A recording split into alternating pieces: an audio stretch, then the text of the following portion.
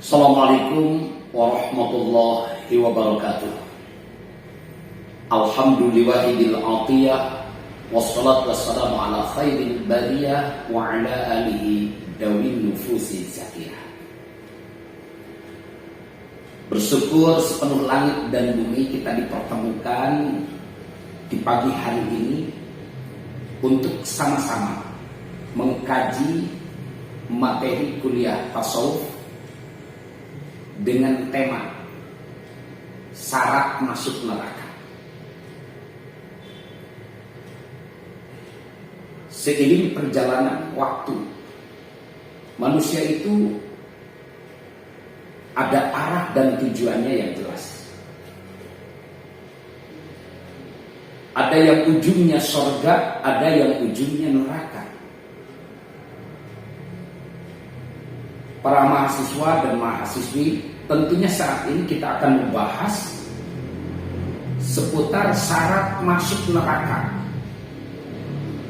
dengan dasar firman Allah Subhanahu wa taala di surah Al-A'raf ayat 179. Baik.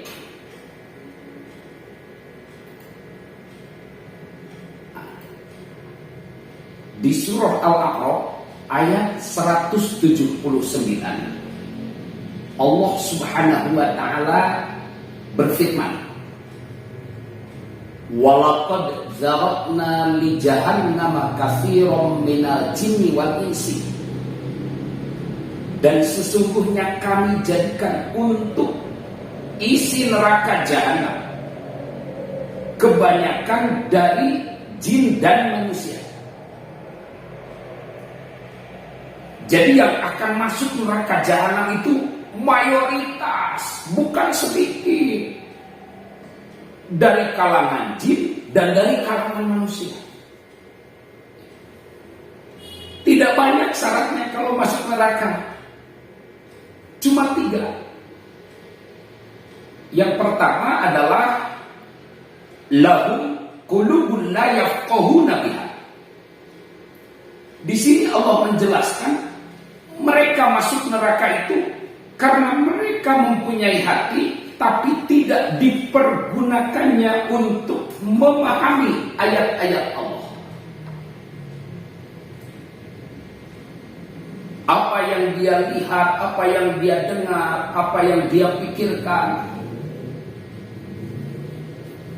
dalam jiwanya itu tidak sampai paham, tidak sampai mengerti bahwa di balik itu ada Sang Pencipta yang Maha Kuasa. Hatinya gelap, hatinya buta, tidak memahami.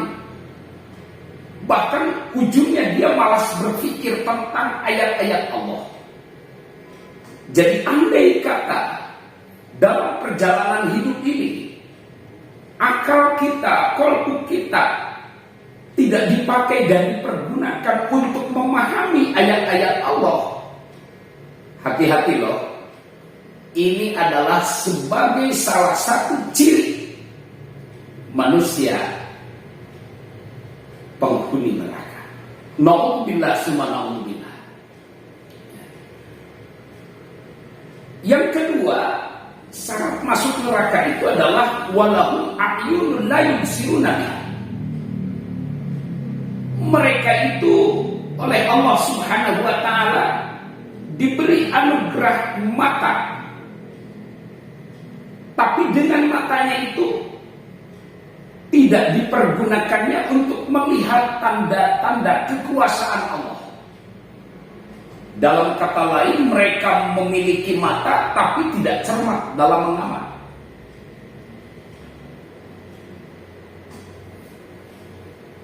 Nah, orang mukmin ahli surga itu apa yang dia lihat begitu cermat sekali. Karena di balik yang dia lihat, orang mukmin melihat Allahnya, melihat Sang Maha Kuasa, di mana Allah Subhanahu wa taala menggerakkan, menciptakan, menumbuhkan, menghidupkan. Makin mantap kesadarannya dekat dengan Allah, di situ subhanallah makin kuat keimanannya. Jadi apa yang terjadi dalam perjalanan hidup ini, kalau dipandang dengan mata iman, itu mengantarkan dia dekat dengan Allah. Karena tidak ada kejadian yang bukan kudrat iradah Allah. Ini harus cermat dalam mengamati. Yang kedua, ya. Di sini menggunakan bahasanya juga bahasa absor, ya. Bahasa absor. Ya. Karena ternyata dalam kajian ada absoro, ada nadoro, ada ro'a.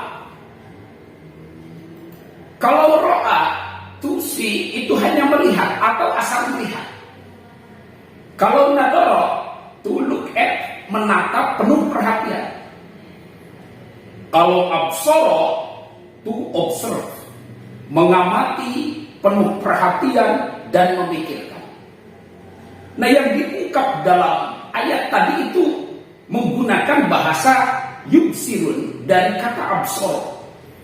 Artinya penduduk ahli neraka itu ternyata adalah orang-orang yang tidak menggunakan penglihatannya dengan penuh perhatian, dengan penuh pemikiran, atau tidak mengamati tanda-tanda keagungan Allah. Dua. Nah, ini yang ketiga nih. Syarat masuknya neraka yang ketiga adalah walahum adan la yasma'una biha. Allah memberikan anugerah kepada manusia itu telinga, tapi dengan telinganya itu tidak teliti dalam mendengar. Ya. Tidak teliti dalam mendengar. Ya. Artinya di sini tidak dipergunakannya untuk mendengar ayat-ayat Allah. Mendengar Al-Quran dibaca, dia tidak senang. Mendengar adzan berkumandang, dia sangat tidak senang. Mendengar kalam-kalam suci, juga tidak senang. Nih, hati-hati, itu sebagai tanda-tanda masuk neraka. Maka orang yang tidak menggunakan akalnya untuk berpikir, memikirkan tentang ayat-ayat Allah, orang yang tidak menggunakan matanya untuk mengamati ayat-ayat Allah, termasuk untuk telinganya mendengar ayat-ayat Allah, di situ Allah samakan ulaika kal an'am, mereka mirip seperti binatang.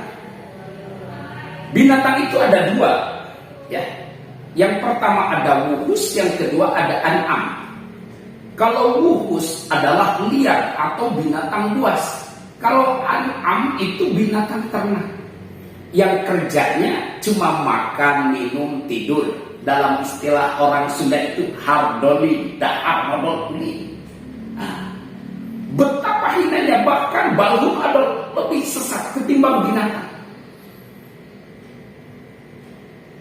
Nah, maka di sini Allah Subhanahu wa Ta'ala pun menjelaskan penyebab dia malas berpikir, tidak cermat dalam mengamat, tidak teliti dalam mendengar.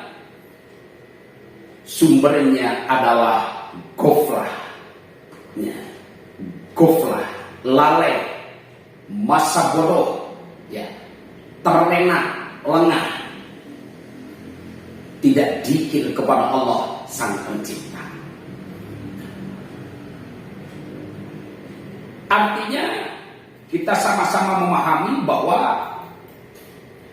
dengan goplah itu memunculkan jiwa manusia. Manusia yang mana? Manusia yang malas berpikir. Otomatis ketika kita sedang lengah, sedang terlena, sedang malas untuk berpikir, berarti kita sedang goplah. Dan juga goplah itu sendiri memunculkan manusia yang tidak cermat dalam mengamat. Tidak cermat dalam mengamat. tidak cermat dalam mengamal. Nah inilah, dan sekaligus dengan goplah itu sendiri menimbulkan sosok yang tidak teliti dalam mendengar. Jadi di sini dengan goplah itu menyebabkan mayoritas jin dan manusia masuk apa? Masuk neraka. Karena orang-orang yang goplah ini kalau bekerja, kerjanya tidak produktif, tidak bermakna, bahkan bukan bermakna lagi, banyak merusak lingkungan, merusak dirinya sendiri, merusak keluarga, merusak tatanan kehidupan bernegara. Itu kerja yang tidak produktif, hasilnya adalah goplah. Sehingga dia beribadah ataupun tidak beribadah tidak ada nilai, bahkan berdosa. Rugi buat orang yang goplah. Maka jangan malas berpikir, ya. Mantapkan kehidupan kita dengan banyak berzikir kepada Allah Subhanahu wa Ta'ala, biar ketika kita berpikir, ketika kita melihat, ketika kita mendengar, di situ menghasilkan makna dan nilai. Karena pandangan kita, pendengaran kita, pikiran kita diikuti dengan zikrullah. Sehingga kita hidup menjadi lebih berkah segalanya, selamanya, semuanya. Silahkan amati dengan cermat. Dari gambar itu sendiri, kalau pengamatan kita fokus, yang kita lihat coba apa? Nah itu hasil dari pengamatan yang diikuti dengan zikir atau pengamatan yang tidak diikuti dengan zikir akan beda. Terima kasih. Assalamualaikum warahmatullahi wabarakatuh.